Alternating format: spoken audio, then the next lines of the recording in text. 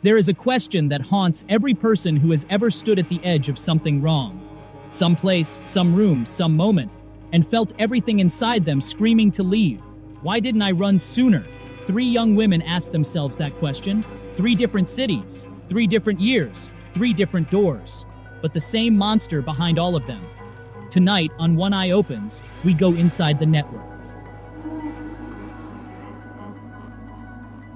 The recruiters, the promises, the mansions, and the girls who got out barely. Before we get into the stories, you need to understand something. Jeffrey Epstein didn't just operate alone, he had a system, and that system relied on one thing above everything else: ordinary girls, recruited by other ordinary girls. Not kidnapping, not force at first, just a friend, just a roommate, just a kind woman behind a reception desk, someone who looked like them, someone they trusted. The FBI called them recruiters. Court documents named them. Survivors described them. Some were themselves victims first, drawn in young, then turned into tools of the machine that had swallowed them.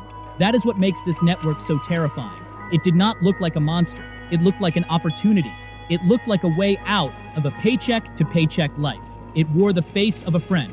What you are about to hear are 3 accounts reconstructed from documented survivor testimonies. All 3 women were between 18 and 19 years old. All 3 were struggling financially. All 3 were approached through someone they knew, and all 3 barely made it out. Anna met Claire in freshman year of high school. By sophomore year, they were best friends. Claire was sharp, ambitious, and just as broke as Anna. They grew up in the same kind of household, where you counted every dollar and the future felt like a gamble. When they graduated, Claire went to community college. Anna took a full-time job at a call center, working 40 hours a week, barely keeping her head above water. Then, in the spring of 2007, something changed. Claire started showing up differently.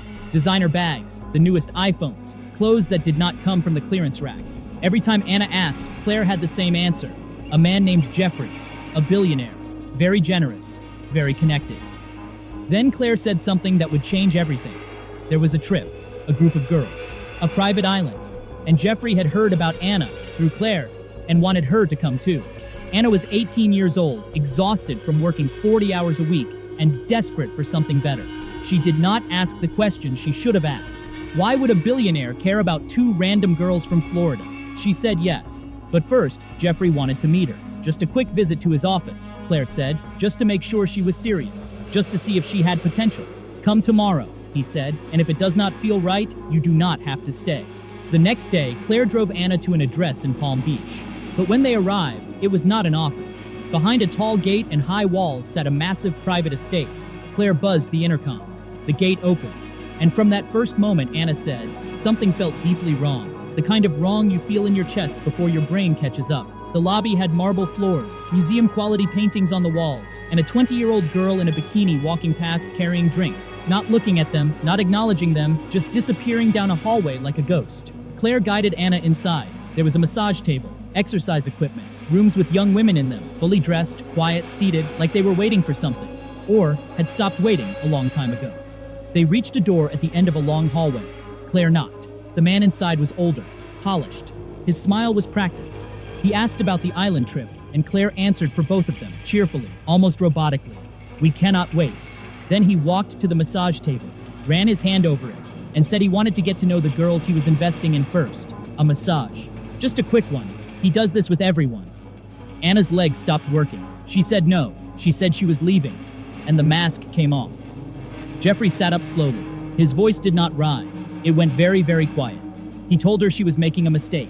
He told her about the doors he could open, the people he knew, the things he was offering. He told her that girls like her, girls with small, worthless jobs, do not get chances like this, that she would struggle and disappear, that this was real. This was her only shot. If you walk out that door, he whispered, you will regret it for the rest of your life.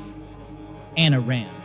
Claire caught up with her outside. She was not scared. She was not sympathetic. She was furious. She told Anna she was making a scene, that it was just a massage, that she had done it dozens of times. Dozens. Anna found her own way home. She cut all contact. Years later, when the federal documents became public, Anna found Claire's name buried in a witness list, referenced as both a victim and a recruiter. A victim and a recruiter. That is how the machine fed itself. Desi was 19.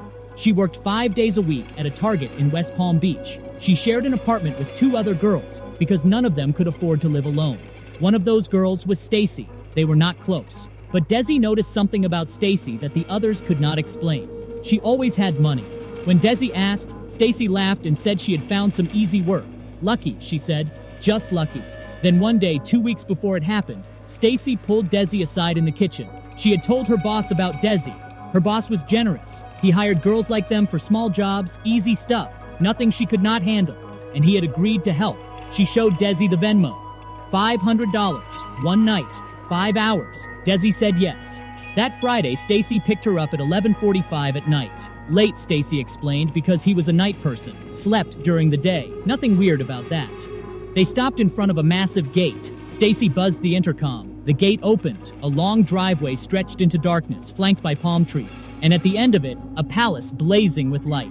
2 men in suits stood at the entrance. They saw Desi. They did not ask her name. They did not check her ID. They just opened the door. Marble floors, crystal chandeliers. Stacy told Desi to sit on a sofa and wait. She would check in first. She disappeared down a corridor. Desi checked her phone.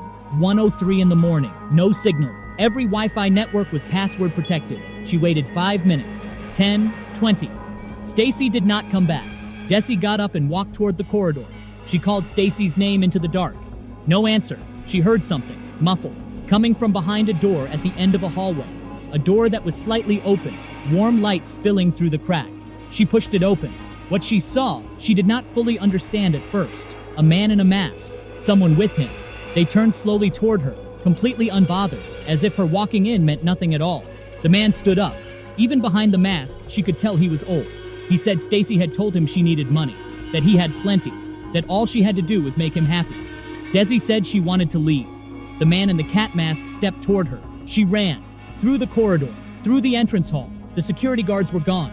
The front gates were standing open. She ran down that driveway in total darkness. No phone, no money, no idea where she was. And she did not stop until she hit a gas station 2 miles down the road. She called an Uber from the gas station phone. She went home. 3 days later, Stacy walked in like nothing had happened. She told Desi she was a drama queen, that she had lost easy money because she got scared, that it was barely 10 minutes. Desi moved out 2 weeks later, blocked Stacy's number, tried to forget. In 2019, when she saw the news about Jeffrey Epstein's arrest and heard the words Palm Beach Mansion, she called the FBI tip line. She told them everything. No one ever called her back. Epstein died in jail. Stacy deleted her social media and vanished. And Desi still thinks about the girl who was in that room with him, the one wearing a mask. How calm she was, how cold her hand felt. Did she get out, or is she still somewhere in a mansion wearing a different mask? Roylee was 19 when she landed in Los Angeles for her exchange year at UCLA. Her student visa let her work part-time. She needed to. Westwood was expensive, and she had almost nothing. She applied everywhere. Nothing came through. Then she saw the ad, Craigslist, massage therapist wanted, flexible hours, good pay. The spa was in Santa Monica. She went in for an interview. The building looked professional. Clean windows, potted plants, a sign that read Serenity Wellness Spa. A woman at the desk who smiled warmly and said, "You must be Roylee. I am Centra." Centra was about 40, nicely dressed. She had the kind of calm that makes you feel like everything is going to be fine. She led Roylee to her office and explained the business. Elderly clients, chronic pain, joint issues, full training provided. $15 an hour to start, $20 after a month.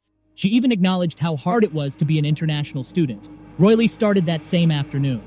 Everything seemed routine. She met 2 other girls, helped with setup, changed linen. The work was ordinary, and she felt settled for the first time since arriving in LA. Then Centra called her aside one afternoon with a different kind of offer. A private appointment, a wealthy client, a flat cash payment, significantly more than her hourly rate for a single evening's work. Roylee told herself rich people paid for convenience. That was all. She said yes.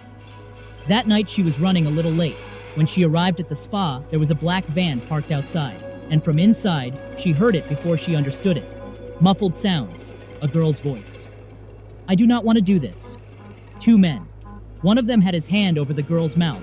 The other said a name, Mr. Easton, said he was waiting. Centra appeared in the doorway. She saw Roylee's face and her expression did not even flicker. She walked over, gripped Roylee's arm hard enough to leave marks and said, calm as anything, that the girl being taken away was stupid and ungrateful, that they had given her everything, that Roylee was smart, that the job was still there, that meeting someone like Mr. Epstein was a once-in-a-lifetime chance. Roylee pulled her arm back as hard as she could. When Centra stumbled, she pushed her into the reception desk and ran. She ran through the parking lot, hands shaking so badly she could barely hold her phone. She thought about calling the police, but she had seen a girl being dragged and heard a name she could not fully place. She was 19, in a foreign country, on a student visa. She was terrified of what would happen if she made the call and could not prove anything. Centra called her 17 times that night. Royle never answered. She blocked the number, deleted the Craigslist ad, went back to her apartment, locked the door, and tried to act like it never happened. She graduated. She went home. She almost managed to bury it. Then she read about Epstein's arrest. She read about the recruiters who specifically targeted young women through massage job listings, and she nearly got sick. She searched for Serenity Wellness Spa. It had been closed for years. No forwarding address, no record, like it never existed. Royle is 25 now. She has a real job and a real life, but she cannot look at a massage parlor sign without her stomach dropping. And she cannot stop thinking about the girl they dragged out to that van. She still wonders if she ever got home. She wonders how many other girls never did. 3 women, 3 doors they almost walked through. 3 recruiters who looked nothing like monsters. A best friend, a roommate, a nice woman behind a desk with potted plants and a warm smile. That is the horror of what Jeffrey Epstein's network actually was. It did not need to look frightening. It looked like help. It looked like a way out. It looked like someone who understood that you were struggling and wanted to give you a chance. And that is exactly what made it so effective and so evil. All 3 women survived because something in them, some gut instinct, some voice they almost did not listen to, told them to run before it was too late. They ran without their phones. They ran without knowing where they were going. They ran through dark driveways and down unfamiliar roads in the middle of the night because leaving felt more dangerous than staying. And they did it anyway. Not every girl had that chance. Not every girl ran. Some were already too far in to find the door. Some were Claire. Some were Stacy. Some were the girl in the mask. Epstein is dead. His case is closed, officially. But the people around him, the estate managers, the recruiters, the financiers, the clients, most of them are still out there. The network did not disappear when he did. These things never disappear cleanly. So here's what I want you to take away from this. Not just as a horror story, but as something real. If someone offers you a sudden, unexplained upgrade in lifestyle, and the price is not stated clearly, ask the question. If a job opportunity sounds too convenient, and the hours are odd and the address is residential, ask the question. If a friend is recruiting you, and they get defensive when you push back, ask the question. Because the recruiters in these stories were not strangers. They were people who knew exactly how much these girls needed help, and they used that knowledge like a weapon. The gate opens. The driveway looks long, and by the time most people realize where they are headed, they are already inside. If this story got under your skin the way it should, share it. Someone in your life might need to hear it. Subscribe to One Eye Opens. And until next time, keep your eyes open.